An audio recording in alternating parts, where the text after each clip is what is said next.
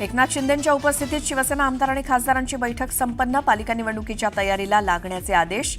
तर महायुतीला गालबोट लागेल असं वक्तव्य नको, शिंदेंच्या सूचना.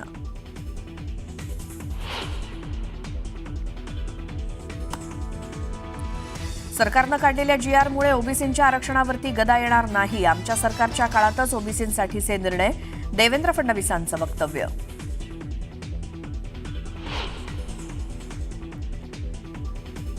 महाराष्ट्र अस्थिर असल्याचं शरद पवारांचं वक्तव्य. तर पवारांनी एक्स म्हटलं तर वाय समजायचं, मुख्यमंत्र्यांचा पलटवार.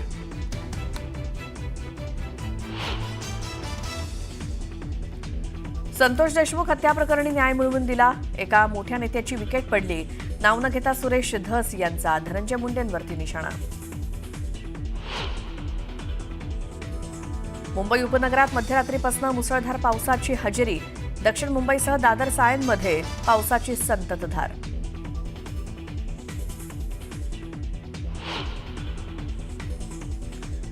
ऑपरेशन सिंधूरनंतर आज पहिल्यांदाच पंतप्रधान मोदी सैन्य दलांना करणार संबोधित. कोलकातामध्ये कंबाईंड कमांडर कॉन्फरन्सचं करणार उद्घाटन. संरक्षण मंत्री, राष्ट्रीय सुरक्षा सचिवांसोबतच डिफेन्स स्टाफही राहणार हजर.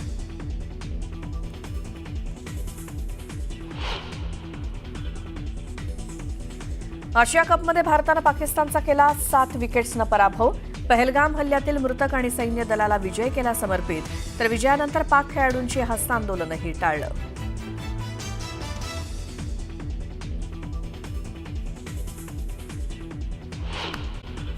आणि आता या बुलेटिनमध्ये बघूयात सकाळच्या 100 बातम्या. मी आयुष्यात 14 वर्षांचा वनवास संपवून भाजपात येण्याचा निर्णय घेतल्याचं वक्तव्य खासदार अशोक चव्हाणांनी केलं. तर मला संपवण्याचा प्रयत्न झाल्याचा गंभीर आरोप त्यांनी केला. मुंबई महापालिकेतील काही नगरसेवक शिवसेनेतून उद्धव ठाकरेंच्या पक्षात जाणार असल्याच्या चर्चा सुरू होत्या. दरम्यान सर्व नगरसेवकांनी उपमुख्यमंत्री एकनाथ शिंदेंची भेट घेतली. आम्ही शिवसेनेसोबत असून येणारी निवडणूक दणक्यात जिंकू असा विश्वास नगरसेवकांनी व्यक्त केला. उल्हासनगरमध्ये राष्ट्रवादी पक्ष ऍक्शन मोडवरती आलाय. आगामी पालिका निवडणुकीत पूर्ण ताकदीनं लढण्याचा निर्धार करण्यात आला. दरम्यान महायुती म्हणून लढणार की स्वबळावरती लढणार हे पाहणं महत्त्वाचं ठरणार आहे. सिंधुदुर्गच्या कुडाळमध्ये राज्यमंत्री योगेश कदम यांच्या उपस्थितीत शिवसेनेचा मेळावा पार पडणार आहे. या मेळाव्याला दीपक केसरकर आणि निलेश राणे उपस्थित राहणार आहेत. मुख्यमंत्री देवेंद्र फडणवीसांच्या हस्ते पुण्यातील सीओईपी तंत्रज्ञान विद्यापीठाच्या ग्रंथालय आणि संगणक अभियांत्रिकीच्या नूतन इमारतीचं उद्घाटन पार पडलं. अभियांत्रिकी दिनानिमित्तानं सीओईपी अभिमान पुरस्कार सोहळा पार पडला. नवी मुंबई आंतरराष्ट्रीय विमानतळाला स्वर्गीय लोकनेते लिवा पाटील यांचं नाव द्यावं या मागणीसाठी भिवंडीहून उरणच्या जासईपर्यंत भव्य कार रॅलीचं आयोजन करण्यात आलं. या रॅलीचं नेतृत्व खासदार बाळामामा म्हात्रेंनी केलं. बीडमध्ये गुंड शेख नावीद शेख चांच्या स्वागतासाठी फटाक्यांची आतषबाजी करण्यात आली. एमपीडीएच्या कारवाईनंतर कोर्टातून जामीन मिळताच जल्लोष करण्यात आला. दरम्यान मनाई आदेशांचं उल्लंघन झालंय. वकील गुणरत्न सदावर्तेंची मुलगी झेन सदावर्ते बॅरिस्टर डिग्री घेण्यासाठी लंडनला जाणार आहे. या पार्श्वभूमीवर आयोजित करण्यात आलेल्या कार्यक्रमाला छगन भुजबळांनी हजेरी लावली.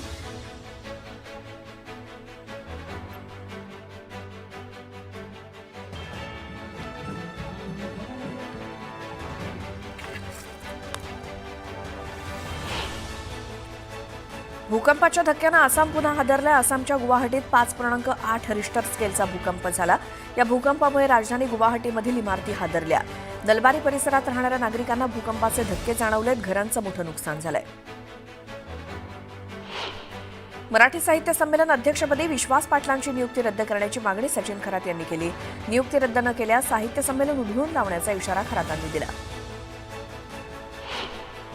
लक्ष्मण हाकेंच्या विरोधात अदखलपात्र गुन्हा दाखल करण्यात आलाय. बीड जिल्ह्यातील तलवाडा पोलीस ठाण्यामध्ये गुन्हा दाखल करण्यात आला असून मराठा समाजातील महिलांविषयी वादग्रस्त वक्तव्य केल्याचा आरोप लक्ष्मण हाकेंवर करण्यात आलाय. नवी मुंबईच्या ऐरोलीमध्ये मिक्सर ट्रक आणि कारच्या झालेल्या अपघातानंतर ट्रक चालकाच्या अपहरणाचं प्रकरण समोर आलं. तुर्भे एमआयडीसीतील रहिवासी प्रल्हाद कुमारच्या मिक्सर ट्रकनं कारला धडक दिली. या अपघातानंतर कारमधील दोघांनी ट्रक चालकाचं अपहरण केलं. दरम्यान वादग्रस्त आयएस अधिकारी पूजा खेडकर यांच्या पुण्यातील घरातनं या चालकाची सुटका करण्यात आली. पूजा खेडकरच्या आईचा आणखी एक कारनामा समोर आलाय. नवी मुंबईत दोघांच्या अपहरण प्रकरणात पोलिसांनी चौकशी केली. चौकशीदरम्यान खेडकरच्या आईनं पोलिसांशी हुज्जत घातली. बुलढाण्याच्या मोताळा तालुक्याचे तहसीलदार हेमंत पाटील लाचलुचपत प्रतिबंधक विभागाच्या जाळ्यात अडकले. तक्रारदार शेतकऱ्याची वर्ग 2 ची जमीन वर्ग 1 करून देण्यासाठी हेमंत पाटील यांनी 2 लाखांची लाच मागितली होती. या प्रकरणी हेमंत पाटलांवर कारवाई करण्यात आली आहे. जळगावच्या बिलवाडी गावात 2 कुटुंबांमध्ये तुफान हाणामारी झाली. जुन्या वादातनं गोपाळ आणि पाटील कुटुंबामध्ये हाणामारी झाली असून यामध्ये एकनाथ गोपाळ यांचा जागीच मृत्यू झालाय, तर दोन्ही कुटुंबातील एकूण 11 जण जखमी झाले. रेल्वेमध्ये एका माथेफिरूंना रेल्वेत धुमाकूळ घातला. यावेळी महिलांना हेल्पलाईन क्रमांकावरती संपर्क केल्यानंतरही मदत मिळाली नसल्याचं समोर आलंय. त्यामुळे रेल्वेतील महिलांच्या सुरक्षेचा प्रश्न ऐरणीवर आलाय. मुंबईच्या गोराईतील नालंदा विधी महाविद्यालयामध्ये जनसुरक्षा कायदा विपर्यास आणि वास्तव या विषयावरती व्याख्यानाचं आयोजन करण्यात आलं होतं. प्रदीप गावडे यांनी जनसुरक्षा कायद्याबाबत उपस्थितांना मार्गदर्शन केलं. बीडच्या माजलगाव धरणाचे 11 दरवाजे उघडण्यात आले. धरणातून 31,000 क्युसेक पाण्याचा विसर्ग करण्यात आलाय. त्यामुळे सिंदफणा नदीकाठच्या नागरिकांना सतर्कतेचा इशारा देण्यात आलाय. नाशिक जिल्ह्यातील मनमाड नांदगाव शहरासोबतच ग्रामीण भागात जोरदार पाऊस झाला. पावसाचा फटका रविवारी मनमाडच्या आठवडी बाजाराला बसला. पावसामुळे भाजीपाल्याचं मोठं नुकसान झालं. हिंगोलीच्या इसापूर रमना गावात ओढ्याच्या पुरात शेतकरी वाहून गेल्याची घटना घडली. यावेळी एका तरुणानं जीवाची बाजी लावून शेतकऱ्याला वाचवलं. शेतकऱ्याला वाचवण्याचा व्हिडिओ जोरदार व्हायरल झालाय. एक मोठी बातमी आहे. मुंबई लोकलमध्ये एका माथेफिरूनं महिला डब्यातील प्रवाशांना अश्लील हावभाव आणि शिवीगाळ करून धुडगूस घातल्याची घटना समोर आली. विरार ते दादर लोकल ट्रेनमधील या घटनेचा व्हिडिओ महिला प्रवाशांनी आपल्या मोबाईल कॅमेऱ्यात कैद केला असून या घटनेमुळे लोकलमधनं प्रवास करणाऱ्या महिला प्रवाशांच्या सुरक्षेचा प्रश्न पुन्हा एकदा ऐरणीवर आलाय. या माथेफिरूनं महिला डब्याच्या पत्र्यावरती लाथाबुक्क्यांनी मारून महिलांची अश्लील वर्तन करत शिवीगाळ केली. त्याचबरोबर हा माथेफिरू महिला डब्यामध्ये येण्याचा प्रयत्न देखील करत होता. त्यामुळे महिला प्रवाशांमध्ये भीतीचं वातावरण होतं. या घटनेमुळे लोकल ट्रेननं प्रवास करणाऱ्या महिला प्रवाशांच्या सुरक्षेचा प्रश्न पुन्हा ऐरणीवर आलाय. हा विकृत आरोपी त्याच्या मुसक्या पोलीस कधी आवळणार आणि त्याच्यावरती कठोर कारवाई होणार का हेच पाहणं महत्त्वाचं आहे.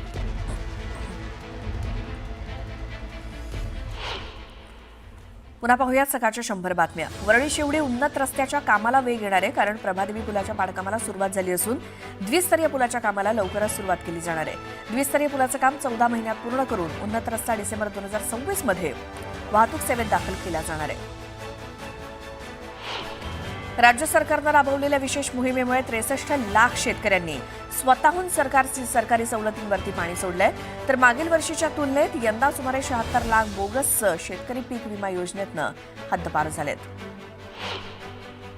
राज्यातील 11वी प्रवेश प्रक्रियेच्या 9 फेऱ्यांनंतर तब्बल 13,33,893 विद्यार्थ्यांचे प्रवेश झाले. मात्र त्यानंतरही त्यांनी राज्यातील जवळपास 8,35,764 इतक्या जागा रिक्त राहिल्या.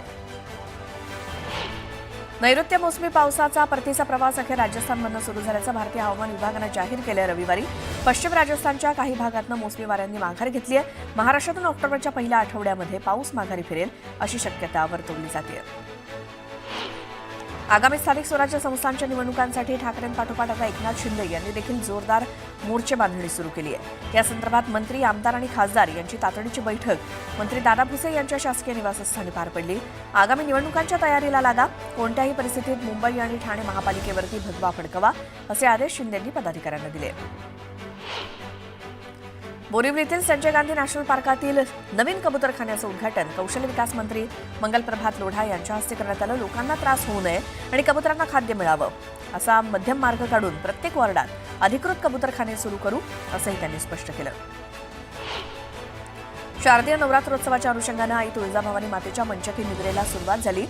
मानाच्या आरत्या ओवाळून देवीला नैवेद्य अर्पण करण्यात आला. यावेळी सेवेकरी आणि कर्मचारी यांनी आई राजा उदो उदोचा जयघोष करत भंडाऱ्याची उधळण केली. गडचिरोलीच्या नागेपल्लीमध्ये अंत्यसंस्कारासाठी गेलेल्या नागरिकांवरती स्मशानभूमीत अतिक्रमण केलेले नागरिक धावून आले. 2 गटात तुफान राडा झाला आणि एकमेकांवरती लाठ्याकाठ्यांनी मारहाण करण्यात आली. भाजप नेते खासदार अशोक चव्हाण यांनी लातूरमध्ये भाजपच्या संवाद मेळाव्यात मोठं विधान केलं. काँग्रेसमधील 14 वर्षांचा वनवास संपला. 2010 मी राजकारणाच्या यशशिखरावरती असताना माझ्यावरती निष्कारण आरोप करण्यात आले. त्या आरोपांमुळे मला राजकीय आयुष्यातून उठवण्याचा प्रयत्न केला गेला असं चव्हाण म्हणाले. काही दिवसांपासून मराठवाड्यातील जिल्ह्यात पावसाचा जोर वाढल्यामुळे प्रकल्पांमधील पाण्याची पातळी वाढली आहे. ही पातळी नियंत्रित ठेवण्यासाठी अनेक प्रकल्पांमधून विसर्ग सुरू आहे. परिणामी शेतशिवारात पाणी साचून गावांनाही धोका निर्माण झालाय. या पार्श्वभूमीवर नदी आणि नदीकाठच्या गावांना सतर्कतेचा इशारा देण्यात आलाय. राज्यात नाफेड मोठ्या प्रमाणात कांद्याची विक्री करत असल्यामुळे कांद्याच्या दरात घट होऊन शेतकऱ्यांमध्ये अस्वस्थता निर्माण झाल्याची चुकीची माहिती पसरवली जात असून नाफेडकडून सध्या राज्यात कांद्याची विक्री सुरू नसल्याचं स्पष्टीकरण नाफेडतर्फे देण्यात आलं आहे. यवतमाळमध्ये सहस्त्रकुंड जलविद्युत प्रकल्पाला शेतकऱ्यांनी विरोध केलाय. तातडीनं प्रकल्प रद्द करण्याची मागणी शेतकऱ्यांनी केली. यासाठी 42 गावांमध्ये ठराव मंजूर करण्यात आला आहे. बीडच्या गेवराई तालुक्यातील पाथरवाला बुद्रुक गावात एका शेतकऱ्यानं आत्महत्येचा प्रयत्न केला. पीक नुकसान भरपाई देण्याची मागणी करण्यात आली. शेतकऱ्यांनी संताप व्यक्त केला. वर्ध्याच्या भारसवाडामध्ये स्मशानभूमीवरती छत नसल्यामुळे अंत्यविधीला ताडपत्रीचा आधार घेण्याची वेळ आली. तातडीनं स्मशानभूमीवरची छत तयार करण्याची मागणी नागरिकांनी केली आहे.